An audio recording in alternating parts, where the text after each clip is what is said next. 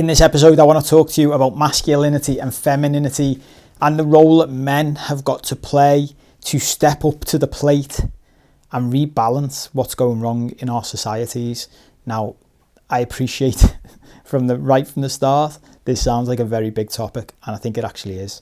If you haven't watched my last episode, I'd go back and watch that to hear what's been going on in my life in the past few months. That's really helped me to reach the next level of this personal development adventure, journey, whatever you want to call it. And it's all about masculinity, and it's huge. I had a big breakthrough just with some stuff that I still felt was holding me back inside my romantic relationship and my life, that was stopping me getting to where I know I've been before with this work when I was single and something was still not right. And a coach I'm working with introduced me to a book which led me down a rabbit hole reading about this stuff. And the one book I've listened to, which there's various books in this path. There's always loads of books you can read on this. But the one I've listened to that I would highly recommend is called No More Mr. Nice Guy by Dr. Robert Glover. Phenomenal book. And I think every man should read it. I think probably most women should read it if you've got a man in your life, whether that's husband, boyfriend, partner, or if you've got sons. I think it's really, really important for young men now. And I was laughing last week because whenever I've heard people talk about sort of have a calling or have a mission, I'm always a bit like, it's just a load of bullshit. It's just another sales technique to get everyone to buy their stuff and to make them sound more interested in what they're doing than they are. But for the first time in my life, I've loved doing this personal development work and helping other people with it and teaching people. But I would never have said it was my mission or it was my calling until now. As I've started to learn about the masculinity stuff, I really feel drawn to sharing this stuff with other men and massively tying it into the work I do, but taking it to a whole new level. Because I think it's, as I look at society and I look at what I think is going wrong, this is a big part of it for me. And it's really interesting because I see some women online in the personal development space. Teal Swan is one that I like watching, who talks about this stuff from the female perspective. And you can see even when she talks about it, there are people who will give a shit because it just sounds like it's not the done thing in 2024 when I'm recording this to talk about the things I'm about to talk about and the stuff she talks about from the female perspective. Because one of the problems is I think we live in a world now where, and this is really important actually, always remember when anyone's talking that they're talking from their own perspective. So I keep saying this to people, I can only give you the perspective of a white man. That's all I can do. I can empathise with women, I can empathise with black people, I can try and relate to the problems that other genders and other races, other sexualities face, but I don't know because I'm not them. I'm a straight white man. So the problems I experience are the problems I experience, and the life I experience is the life I experience. Given saying that, I do try and see what's going on with other people, speak to a lot of people, understand other people's problems. But it's really important to say that whenever we're listening to anyone, whenever anyone's speaking, it's from their perspective. So from my perspective and from what I see in the modern world is, for a while now, it's like men have been painted as the baddies, and all problems in the world are because of men, and historically it's because of men, and even now it's because of men. And beyond that, I think there's an element of, because of that, many are useless. Women don't need men anymore. Women needed men when the olden days and when there was no equality and men made all the money and men did all the manual labour and men fixed everything in the house. And women don't need men for that stuff anymore. So men are useless, and men are only useful for their sperm, and that's it. And to a certain extent, on the funny side, that's true. If you just look at it literally and practically, women can do everything men can do. That's the whole point of equality, is that the world used to be very unbalanced the other way around. There is no denying that. We're watching a film from the 1920s, or based on a story from the 1920s, of the first woman to swim across the channel. And we were just laughing watching it, going, God, that's not that long. It's 100 years ago, but that's not that long in the grand scheme of things. And listening to the way people talk back then about women, it's just fucking insane when you look at the world we live in now. Because obviously I'm well, maybe not obviously, but I am a huge advocate of equality for everybody, equality of opportunity. Everybody should have the same opportunities in life. Doesn't matter who you are, where you're from. And where that's led to, though, which is the problem that I want to talk about here, is I think over time, over the past couple of generations, and I think it's probably since World War II, I don't know, I'd have to go look back before that, what was going on, but I think what's happened is men have become massively emasculated. Like, the healthy masculinity in men has plummeted. And what that's led to is, because there's been a gap in healthy masculinity, women have become more masculine. So they have stepped out of their strong, like, feminine power into a more masculine role. And that's unbalanced everything by the way that that's happened. And what we've also seen as a result of that is the rise of people like Andrew Tate. Because there's this like decline in healthy masculinity, anybody online who shows a very strong masculine presence, no matter what that presence is like, skyrockets, because there is a void out there, especially for young men, that have got no strong masculine role models to model from. So if someone unhealthy steps into that void, which I think for the most part Andrew Tate is, that's a separate conversation, because there's nothing else there, these millions and millions of young men will gravitate to that, because at least it's something for them to hang on to. So what I think is massively lacking, and this just, hit me round the head like with a baseball bat, listening to these masculinity books I've been listening to, especially No More Mr. Nice Guy, is that men have become very weak, just across the board.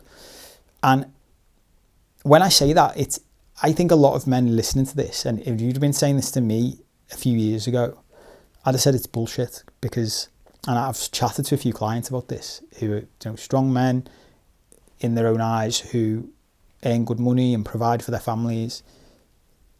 And that's like, well, and look, I still, because the book talks about weak men, wimps, running around, just the phrase happy wife, happy life comes up a lot. Because it's like, think about that, even how as a society have we even created that as a phrase that people use? Happy wife, happy life. Got to make sure your wife's happy.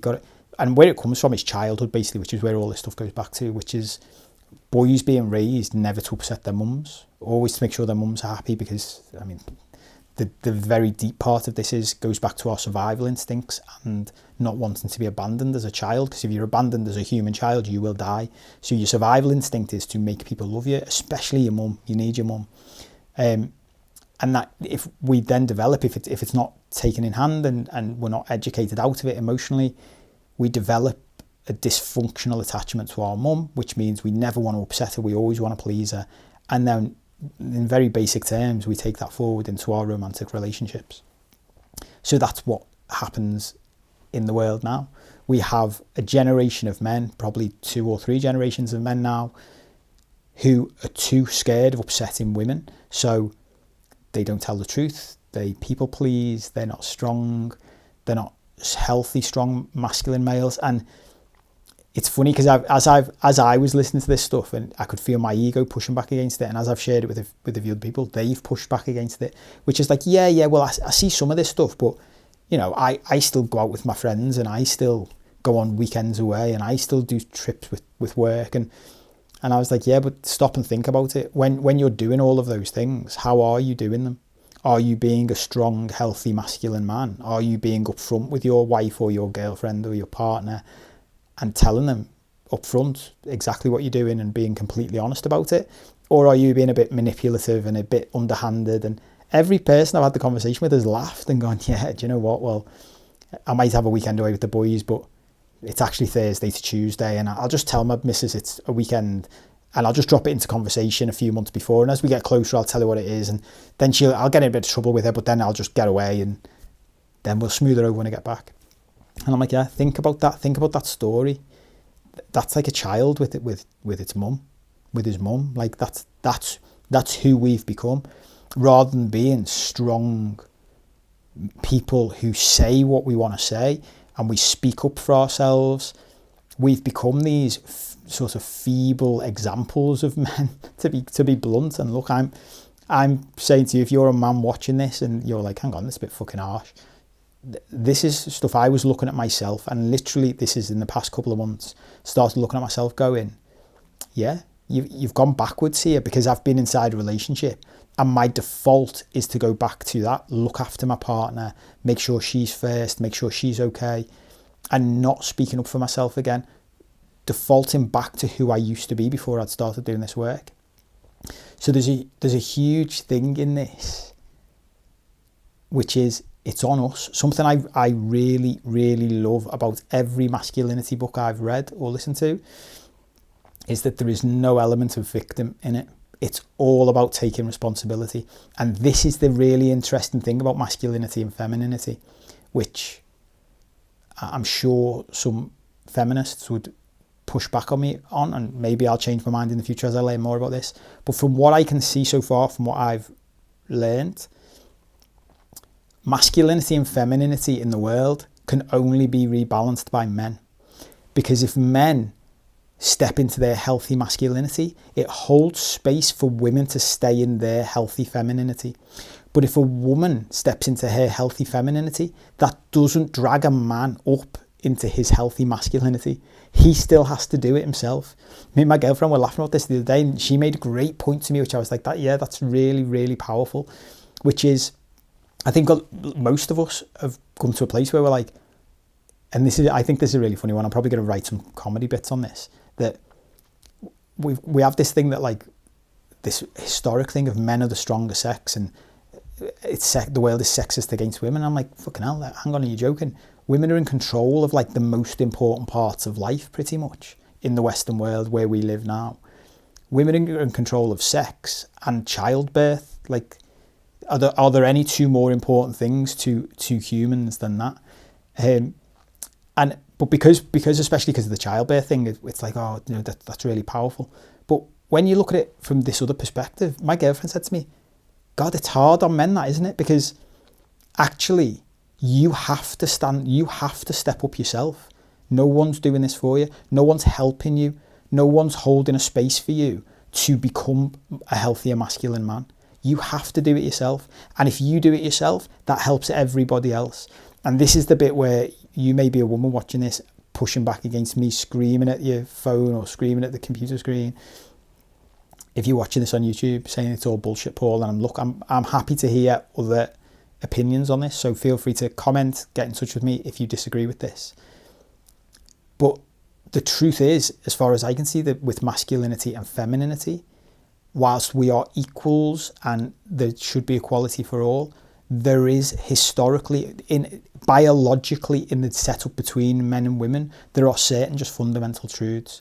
And one of those is that the woman is go back to nature, the woman is the childbearer, the woman is the nurturer, the woman is the most important part of raising a child. And the man's role in that setup is to create safety and to create a container for a place where that family, where that woman, where that child or children can thrive and survive. That's huge. That role is huge. And we have just completely lost sight of it, I think. And this episode is basically aimed at men. Like, if you're a man watching this, and this is why I go back to saying that I think this would probably be part of my mission going forward, is working with other men and helping us step into our healthy masculinity. And healthy masculinity to me means being the best version of us, being physically strong, being physically healthy, being good providers, but also being in touch with our emotions, being able to be vulnerable when we're meant to be, or when needed to be like that. But to be a rock, to be strong, to be the person that the world needs us to be, and to be the best version of ourselves. And in doing that, a big part of that is to tell the truth. And this this is a huge thing for people who've been raised like people pleasers. Like I'm like being a reformed addict. I am a people pleaser in remission. Like I will always be at heart a people pleaser. I have to work on it every day. There are still moments now where I feel the voice come up inside me. Don't say that. Don't upset them. And I have to push past it because it's like, no. If I want to be a strong, healthy, masculine man, I need to say what I think in a kind and compassionate way. Again, I go back to this all the time. This stuff isn't free passes to become an arsehole. That's where the likes of Andrew Tate go wrong. Being a strong masculine man doesn't mean being a prick. It doesn't mean being an arsehole to everyone. There's a great line in the No More Mr. Nice Guy book where he says, the problem with nice guys and people pleasers is we think that the opposite of being a people pleaser is being a cunt. And it's not. Like there's a middle ground where we can say what we want to say. My first therapist had a great line, which is say what you mean, but don't be mean. It's crucial. So this is just the start, really. I just want to do this as an introductory episode. I have to say as well, because my work, I'm putting all this stuff out there. I'm getting more regular stuff out there because I just want to help as many people as I can for free. But the truth is that when I'm working with private clients, I only have limited time now. So I'm only working with sort of a hyper-focused group of people, or a very, very small group of people, which is basically who I used to be. I'm working with high-achieving men in their 30s, 40s and 50s who have achieved success in life but are still unfulfilled and unhappy. Those people, this applies to massively still. And it'll be one of the reasons why, if you think you fit into that category of person watching this, it's one of the reasons why you're still unfulfilled and you're not content, is that deep down, you're not being true to yourself. There are still loads of times in your life where you don't tell the truth, where you don't say what you want to say, where you're not being the real version of you, you're not being the best you could be.